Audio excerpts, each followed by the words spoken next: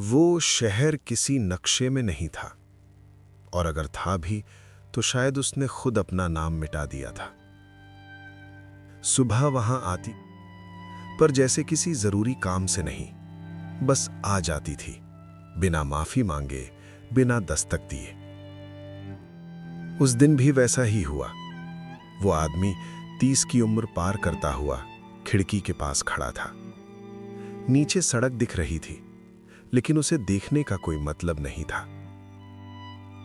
लोग चल रहे थे, गाड़ियां रुक रही थीं, सब कुछ हो रहा था, और यही सबसे अजीब बात थी। उसका नाम कोई नहीं जानता था, या शायद सब जानते थे, पर किसी को जरूरत नहीं थी उसे पुकारने की। वो एक कमरे में रहता था, जो किराए पर नहीं लगता था, बस हर महीने पैसे मांगता था। कमरा छोटा नहीं था, बस उसमें जगह कभी पूरी नहीं पड़ती थी। मेज पर कुछ कागज पड़े थे, बिल, कुछ अधूरे खत और एक लिफाफा, जिसे वो 3 दिनों से नहीं खोल पाया था। उसे डर नहीं लग रहा था, डर शब्द बहुत बड़ा था। ये कुछ और था, जैसे कोई चीज भीतर बैठकर कह रही हो, तुम पहले ही हार चुके हो, अब बस औपचारिकताएं बची हैं।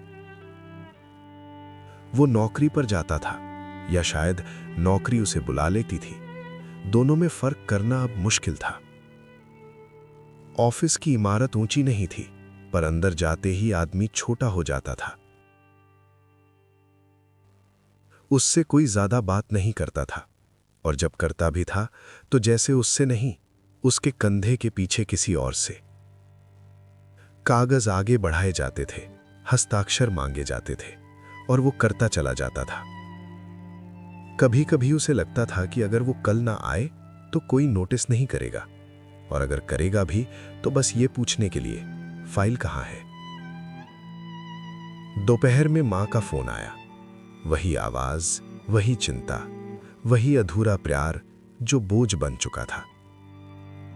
बेटा, तुम्हारे पापा की दवाइयां महंगी हो गई हैं। वाक्य पूरा नहीं हुआ, पर अर्थ पूरा था। वो चुप रहा, जैसे हर बार। मां ने चुप्पी को समझ लिया, या शायद वो समझने की आदी हो चुकी थी। देख लेना कुछ। फोन कट गया।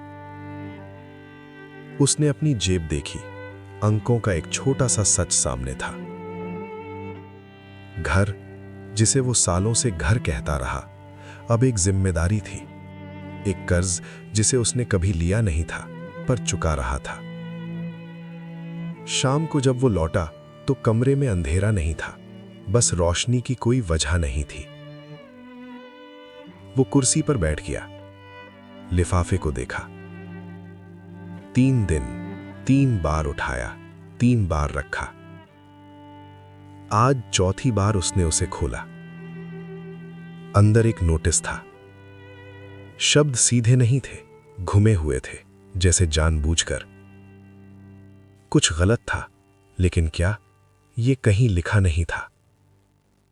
बस इतना था कि उसे किसी दफ्तर में हाजिर होना है, किसी सवाल के लिए जिसका सवाल लिखा नहीं था।